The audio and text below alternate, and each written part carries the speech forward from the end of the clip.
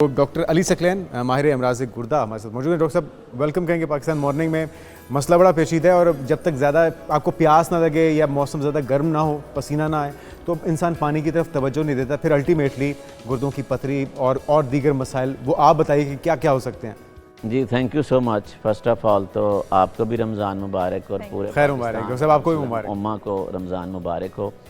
आपने बड़ा अच्छा टॉपिक सेलेक्ट किया है, लेकिन मेरा ख्याल है कि नाजरीन खुश होंगे कि तकरीबन हमें अब लास्ट अशरे की तरफ जा रहे हैं जी। अगर शुरू में बुलाते तो बहुत सारी पाबंदियाँ लग बिल्कुल बिल्कुल, तो अब लोगों ने एंजॉय कर लिया होगा, तो हम थोड़ी सी हेल्दी एक्टिविटी कर लेते। बिल्कुल ऐसी है। अच्छा, ये है कि अगर हम इस्लामी तौर पर अपने रमज़ान के महीने को, मुक़द्दस महीने को देखें तो अल्लाह ताला की बहुत नेमतें हैं, रहमतें हैं इस महीने में, सवाब है, इबादत है, सारा कुछ है।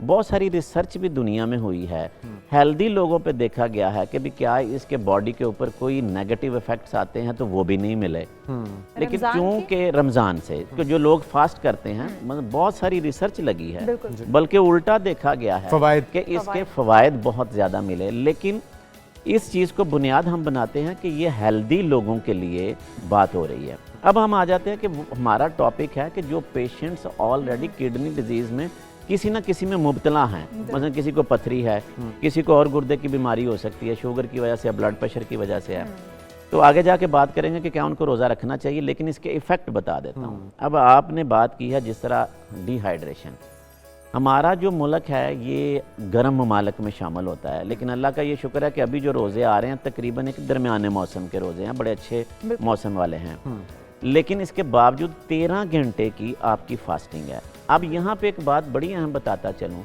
कि जिनको पहले से गुर्दे में पथरियाँ मौजूद हैं या उनके ख़ानदान में किसी को पथरी है, तो हम उस हेल्दी को भी रिस्क ग्रुप में कंसीडर करते हैं, ठीक है, क्योंकि फैमिली में होने का मतलब यह है कि आप भी रिस्क ग्रुप में हैं। अगर आपको भी पथरी है या बहुत सारी ख़वातीन और मर्द जो कि पेशाब के इन्फेक्शन में या मसाने के इन्फेक्शन में मुब्तला होते हैं, ये दो बीमारियां तो ख़ास तौर पर मैं बयान करता चलूँ कि जब आप 13 घंटे की फास्टिंग करेंगे तो यहाँ पे इम्कान इस बात का मौजूद है कि ये डिहाइड्रेशन आपकी सिम्टम्स को बढ़ा सकती है। मसलन जो यूरिन के इन्फेक्शन वाले हैं उनको बर्निंग ज़्यादा, चूँकि यूरिन कंसनट्रेटेड हो जाएगा ना, थिक हो जाएगा पानी की कमी की वजह से, तो उससे जलन तकलीफ़ आपकी बढ़ सकती है।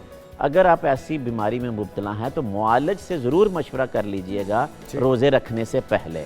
नंबर 1, जो स्टोन वाले हैं वो रिस्क ग्रुप में आ जाते हैं, क्योंकि जैसे ही यूरिन कंसनट्रेटेड होगा, वो डाइल्यूट नहीं होगा, तो वो जो बॉडी की फिल्ट्रेशन है जिसमें कैल्शियम, यूरिक एसिड, बहुत सारी चीज़ें जो फाजिल मादे जो जिस्म की अब ज़रूरत नहीं है, वो एक्स्ट्रा निकालने भी तो हैं ना, उसके क्रिस्टल्स बनना शुरू हो जाते हैं। और इन पेशेंट्स में जो स्टोन फॉर्मेशन है वो बढ़ सकती है।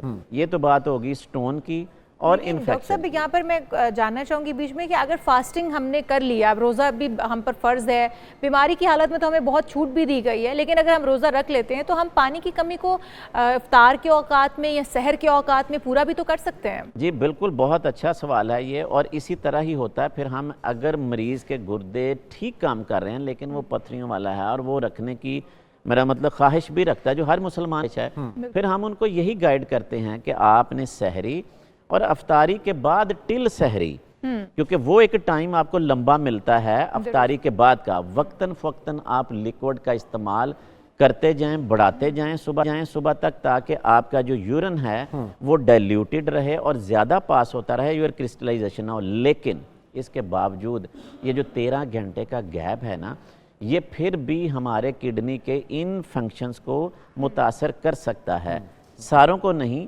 इसका मुआलिज ही डिसाइड करता। मैं बीइंग अ किडनी स्पेशलिस्ट, जब मेरे पास पेशेंट्स फॉलोअप में हैं, वो आके पूछते हैं, तो मैं उनकी स्टेज के हिसाब से, उनकी डिजीज़ की सेवेरिटी के हिसाब से उनको गाइड करता हूँ। और क्या पानी की इस्लाम ने इजाज़त दी हुई है इस बात की।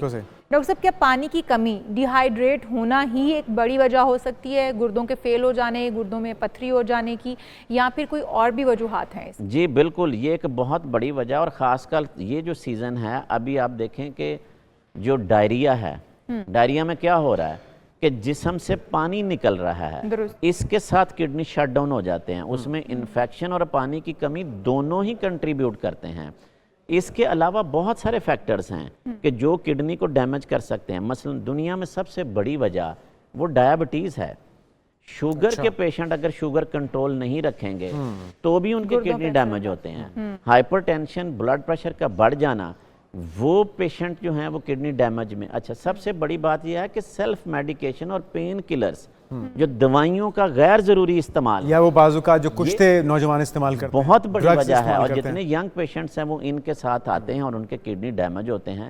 تو یہ ادر فیکٹرز ہیں کہ جو آپ کی ڈی ہائیڈریشن یا انفیکشن, ان کے علاوہ آپ کے گردوں کو متاثر ڈاکٹر صاحب, پتھری کے لیے بعض اوقات کیا سچویشن کے مطابق ہوتا ہے؟ کیونکہ میں نے یہ کہتے ہوئے سنا ہے بعض ڈاکٹرز کو کہ آپ زیادہ پانی کا استعمال نہ کریں, وہ بھی آپ کی تکلیف میں یا اس کے سویرٹی میں اضافہ کر سکتا ہے. یہ بہت امپورٹنٹ آپ نے پوائنٹ اٹھایا ہے. پرانے زمانے میں ایک چیز چلتی تھی کہ اگر آپ گردے کے پیشنٹ ہیں نا تو آپ کو کہا جاتا تھا کہ آپ پانی زیادہ استعمال کریں اور اس سے آپ کے گردے چل پڑیں گے. اسی طرح پتھری والے میں. اب یہاں پہ ایک کلیئر کر دوں, جو پیشنٹ گردے میں پتھریاں رکھتے ہیں لیکن ان کی پتھری پیشاب کی نالی یعنی کہ یوریٹر کو بلاک نہیں کر رہی, ان کو ہم کہتے ہیں کہ وہ اپنی پیاس کے مطابق اچھا پانی